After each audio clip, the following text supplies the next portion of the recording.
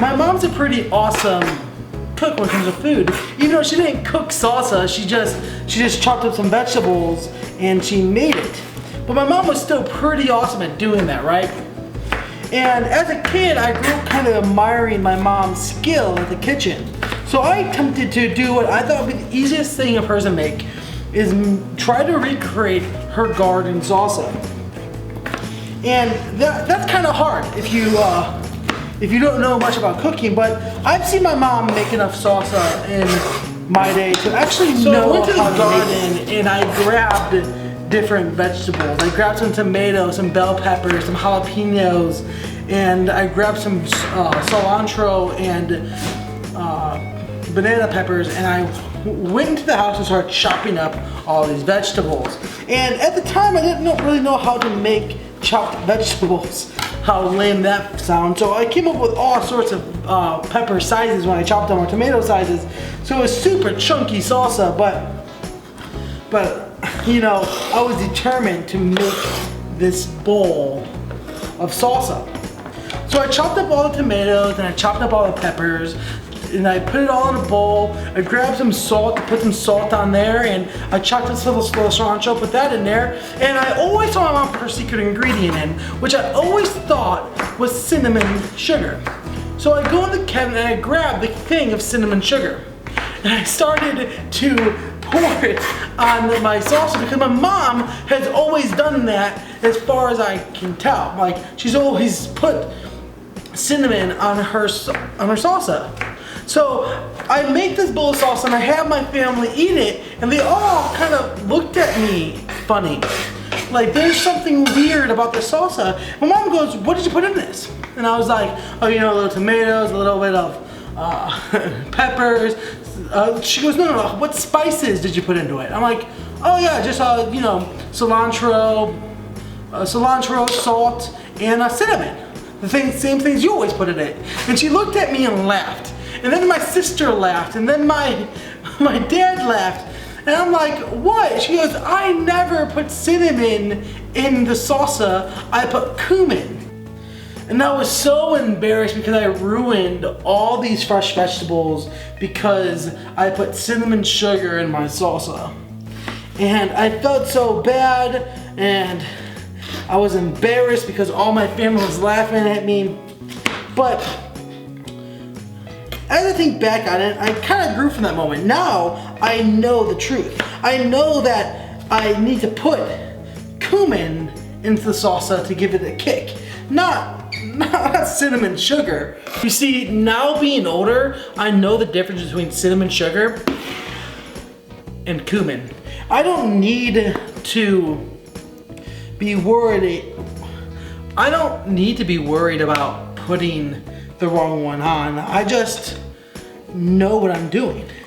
I just put a little bit in, I stir it up. And I feel like I can't help but think about making my first salsa verse of the day the same way we read the Bible. Now, I bet you're wondering how making salsa relates to the promises of God.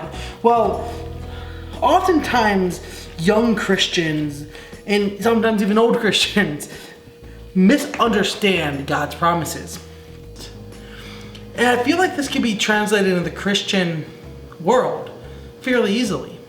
That we want to live our best lives, and that's found in Jesus. To live our best lives is found in Jesus. And if we follow Jesus, when we read the Bible, we know Jesus, we're able to understand him. But oftentimes we confuse God's promises to us. You see, there is conditional and unconditional promises. The conditional promise means that you do this and God will do that. This was mostly seen in the New Old Testament with Israel, that if you obeyed God, you stayed in Israel. And you see, prophets try to convince the priests and the kings to turn their eyes back to God, but they didn't. There wasn't just prophets of God, there was also false prophets in the Old Testament. Prophets who spoke a different testimony about God, that told the kings and the priests that, hey, the nation of Israel, us being here, is a forever thing. If you read the actual Torah, It doesn't say that at all. It says, if you want to stay in the kingdom, you must obey me. He said it to Moses and he said it to Joshua. What other information do you need to know that this is a conditional promise to be in the land? And they did not listen to God. They listened to their own understanding of it. And because conditional promises means that if you do this, God will do that. For instance, one of the most famous one, if you have faith of a mustard seed and there is something in your way, God will move it. But an unconditional promise is simple.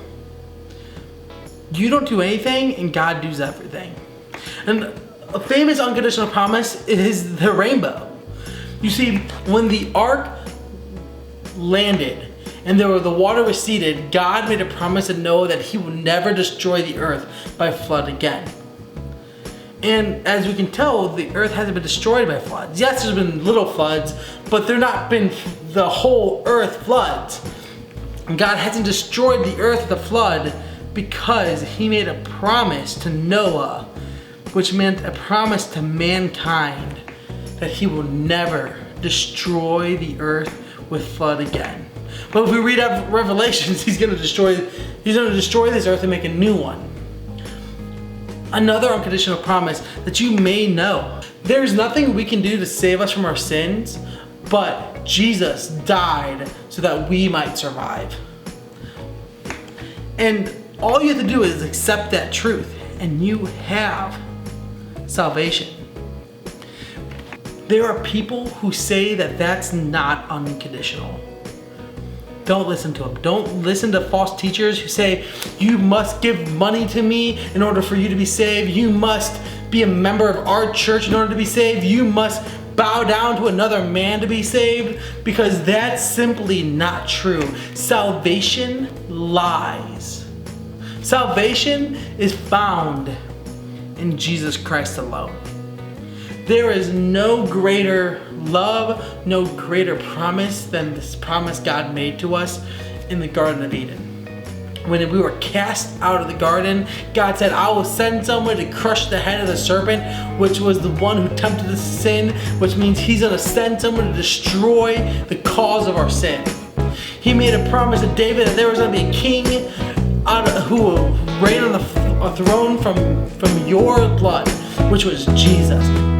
And yeah, you might get a promise wrong here or there, or might misunderstand, but be open to learn from your mistakes. Just as I learned from my mistake in making salsa, that we can keep on learning, we can keep on moving and understanding God better than we did yesterday.